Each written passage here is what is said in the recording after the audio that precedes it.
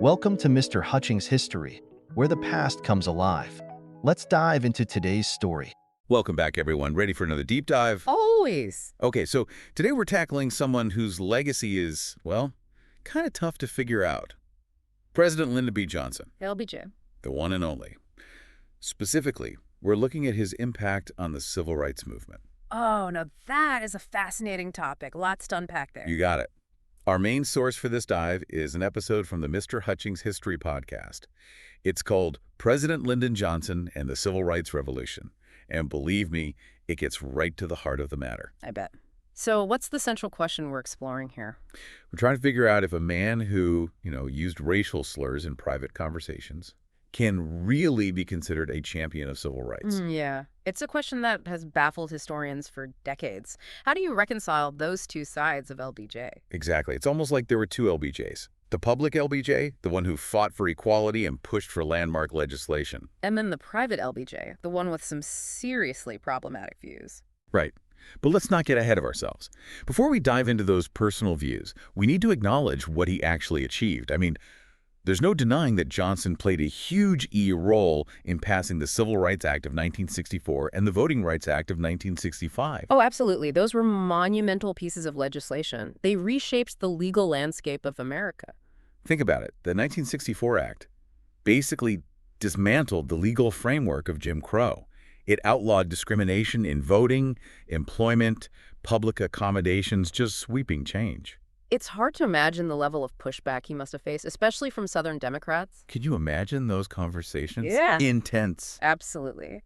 But Johnson was a master politician. He used every trick in the book to get those acts passed. He twisted arms, made deals, navigated that political landscape like no one else could. Which makes you wonder, was he truly driven by conviction, or was it all just a brilliant political game? Some historians believe his maneuvering was a sign of his deep commitment to the cause. They argue that he was willing to do whatever it took to achieve justice and equality. It's a compelling argument, right? Yeah, but others are more skeptical. Huh. They suggest it was a calculated move, seizing an opportunity to further his own political agenda. Like, was he a genuine champion of civil rights, or was he a brilliant politician who saw a chance to solidify his power? It's a tough one to answer. But one thing's for sure, his documented use of racial slurs definitely muddies the waters. And that's where things get really interesting, right? How do you reconcile those private comments with his public actions? And that's where we have to look at some of the first-hand accounts. Oh. Our source mentions a former staff member, Robert Parker, who described Johnson's language. He said that Johnson frequently used derogatory terms toward African Americans. Oh, wow. Yeah, and he talked about how Johnson would sometimes play up this racism, almost like a performance, to appease Southern segregationists, Facto. like Senator Theodore Bilbo from Mississippi. Wow. Just trying to imagine those interactions is unsettling. It's hard to square that with his public image as a fighter for equality. I know, right? Yeah. It's jarring, especially when you contrast those accounts with that powerful speech he gave introducing the Voting Rights Act. He said, and I quote, "It is wrong, deadly wrong, to deny any of your fellow Americans the right to vote in this country." Talk about a stark contrast. On one hand, you have these passionate pronouncements about equality, and on the other hand, you have these documented instances of blatant racism. It's a real head-scratcher, isn't it? How do we make sense of this? Was he genuinely committed to the cause of civil rights while simultaneously holding these prejudiced views? Well, that's the million-dollar question. It's what makes Lyndon B. Johnson such a complicated and fascinating figure. So how do historians even begin to explain this duality? Are there any prevailing theories that attempt to make sense of LBJ? There are actually several schools of thought. One is the progressive view. Okay, tell me more about that. Progressive historians tend to see Johnson as a genuine advocate for racial equality. They argue that he was driven by a moral obligation to right the wrongs of the past. They acknowledge his flaws, but believe his actions were ultimately aimed at creating a more just society.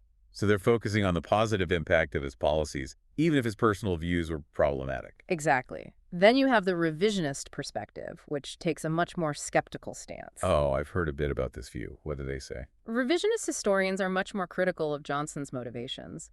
They point to his use of racial slurs and those private conversations as evidence that he was more concerned with political strategy than genuine belief in equality. So they see his support for civil rights as a calculated move to gain political power rather than a deeply held conviction. Precisely. They question whether those landmark acts would have even passed without his support. It's a compelling argument. I mean, it does make you wonder, was he truly a champion of the cause, or was he a shrewd politician who capitalized on a moment of national reckoning? It's a question that continues to spark debate among historians, and it's not an easy one to answer. But there's another perspective we need to consider: the Cold War view. Okay, this one sounds interesting. How does the Cold War fit into the picture? Well, this perspective argues that Johnson's push for civil rights was heavily influenced by America's image on the world stage during the Cold War. Remember, the U.S. was locked in this ideological battle with the Soviet Union. We were trying to present ourselves as a beacon of freedom and democracy, but the reality of racial discrimination at home really contradicted that message. So basically, advancing civil rights was a way to win over hearts and minds globally. Exactly, especially among newly independent nations who were choosing sides in the Cold War. It was a way to boost America's image and counter Soviet propaganda that was highlighting racial injustice in the U.S. So it was like a strategic move on the global chessboard. Domestic policy being used as a tool in the Cold War. It shows how interconnected those two realms can be, doesn't it?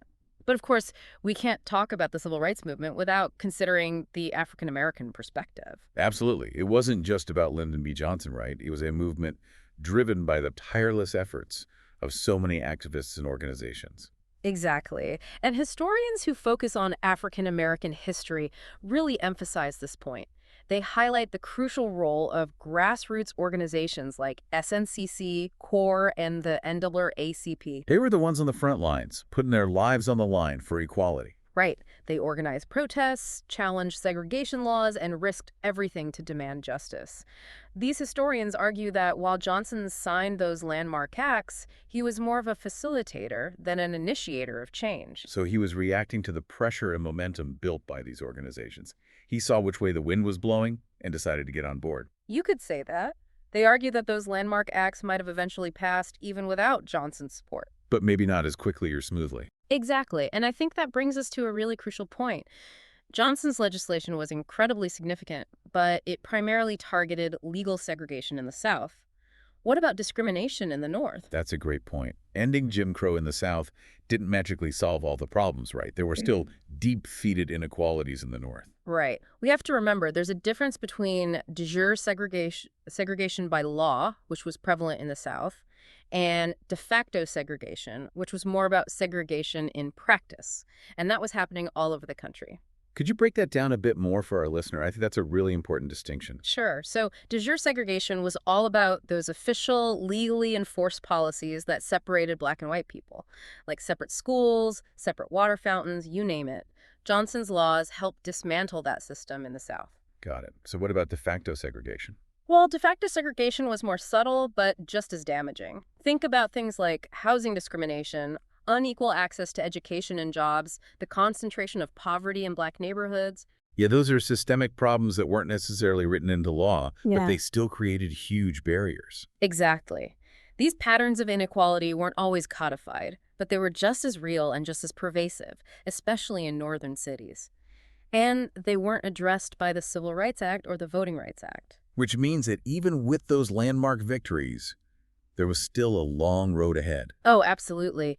And this simmering frustration, the sense that things weren't changing fast enough, eventually erupted in a series of urban riots that shook the nation. I'm thinking about the Watts riots in Los Angeles. Those were a major turning point, right? And absolutely. The Watts riots in 1965 were a wake-up call.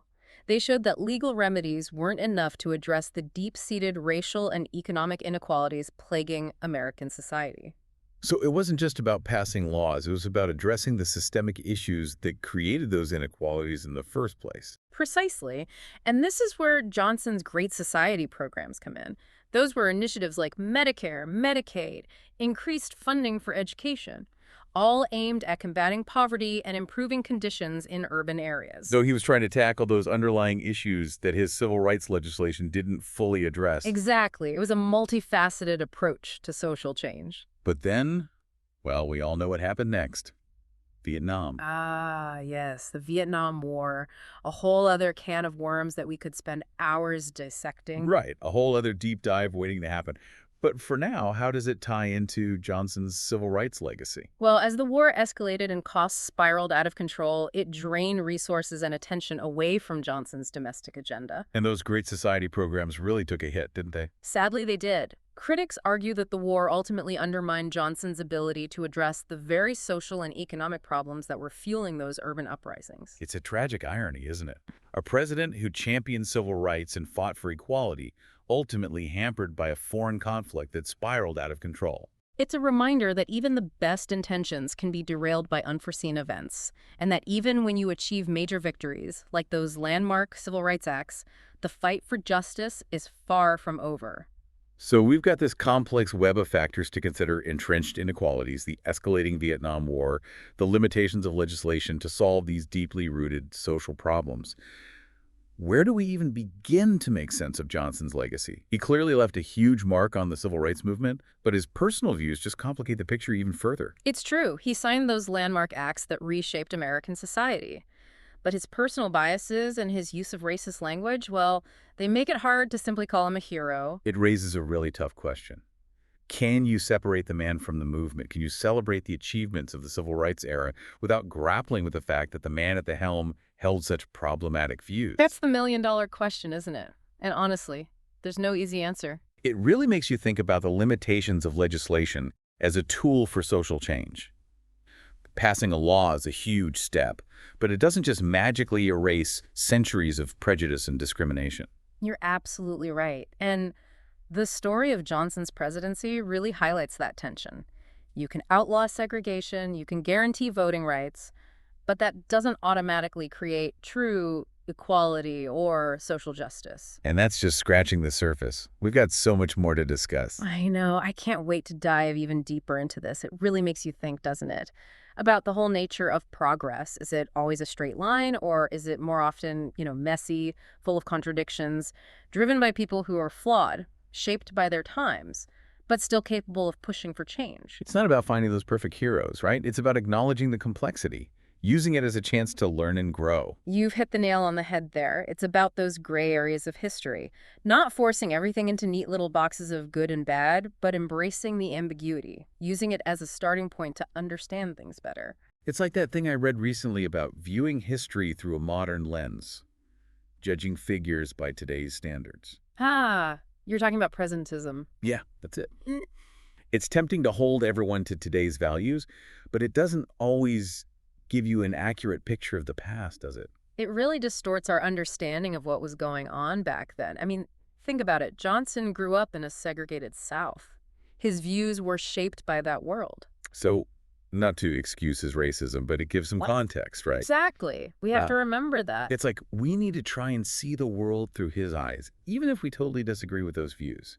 It's not about saying it was okay. It's about understanding where he was coming from. It's about trying to grasp that historical context, and it's also about acknowledging that people can change, they can evolve over time. Yeah, and who knows, maybe if Johnson were alive today, his views would have shifted. Maybe he'd regret some of the things he said and did. We can't know for sure. But we can learn from it. Right, for sure. So it's a good reminder that the fight for equality, it's not about finding perfect heroes. It's about recognizing that change comes from all sorts of unexpected places. And even those who make progress, they can have blind spots. And, speaking of progress, we need to acknowledge the limitations of Johnson's policies, too. I mean, passing a law is one thing, but changing hearts and minds, creating a truly just and equitable society, that's a whole other challenge. Absolutely. And Johnson's presidency really illustrates that. You can say, okay, no more segregation, you can guarantee voting rights. But that doesn't automatically wipe away prejudice or fix deep-rooted social and economic problems. His Great Society programs, though, those were an attempt to address some of these issues, weren't they? Medicare, Medicaid, investing in education, all aimed at tackling poverty and inequality head-on. Exactly. He recognized that just passing laws wouldn't be enough. You need to invest in social programs, create opportunities for those who've been systematically disadvantaged. It had to be a multifaceted approach. But then Vietnam happened. And those programs, they kind of got overshadowed, didn't they? It's true. The war just consumed his presidency, and it pulled resources and attention away from that domestic agenda. So it's a tragic irony, right? This president who fought for civil rights, who had this vision of a more just society, ultimately gets bogged down by a foreign conflict that just spiraled out of control. It makes you wonder, what if things had been different? What if the Vietnam War hadn't happened? What if he could have focused all his energy on those domestic issues? Fascinating to think about, but Yeah, it's a what if that historians will keep debating. Did the war ruin Johnson's plans? Or were those programs just flawed to begin with? so many questions. But no matter what, we can't deny the impact Johnson had, a pivotal figure at such a crucial time in American history. And his story, still relevant today. Definitely. Okay, so for our listeners, what are the key takeaways here? What should they keep in mind as they think about LBJ and the whole civil rights era? One of the biggest. History is rarely black and white. It's messy, full of contradictions, driven by people who are complex, like LBJ, who don't fit into neat categories. And progress, not a straight line either. 2 steps forward, 1 step back. There are wins and losses along the way, and that fight for justice, it never really ends. Just look at how much work still needed to be done even after they passed those huge pieces of legislation. So why is studying history so important then? Because it helps us understand those nuances. It's not about glorifying heroes or demonizing the bad guys. It's about getting a deeper, more complete understanding of the past so that we can learn from it, so we can navigate the present and the future better. It's been quite the journey today, hasn't it? We dove deep into this complicated historical period, explored the contradictions of LBJ, a larger-than-life figure, and looked at what those monumental laws actually accomplished and didn't accomplish. A lot to take in. But I think the biggest takeaway is this. The fight for equality never really ends, does it? It's not a destination. It's more like a journey, a constant process. So as we wrap things up here, what's the one thing you want our listeners to remember from this deep dive, if you had to pick just one? Embrace the nuance, the complexity. When we study history, I mean. It's tempting to simplify everything, right? Put people and events into neat categories like good or bad. Yeah, we like things to be simple, But the reality, it's often much more complicated. And as we saw with LBJ, sometimes that complexity can be a good thing. It is. It makes us ask the tough questions, confront those uncomfortable truths about the past, wrestle with the reality of how progress actually happens. It's like we're learning that even those who fought for justice, who made big contributions to equality, could still hold views we disagree with today. They did. It's about understanding their time without saying those actions were okay. Holding those two things in our minds at the same time. Acknowledging progress, but recognizing how much work is left to be done. Right. And maybe that's the most important legacy of the whole civil rights era. A reminder that justice is a continuous process. It demands constant effort and that willingness to push for change. It never ends. Well said. That just about wraps up our deep dive into LBJ, his impact on the civil rights movement, everything. I hope it's given our listeners a better understanding of this time in American history. It's complex, it's pivotal, and, well, it's still relevant. It's been a pleasure. Thanks for being here. And thanks for listening, everyone. We'll be back soon with another deep dive into, well, something equally fascinating. Until then, stay curious. Thanks for listening to Mr. Hutchings History. Keep exploring, and we'll see you next time.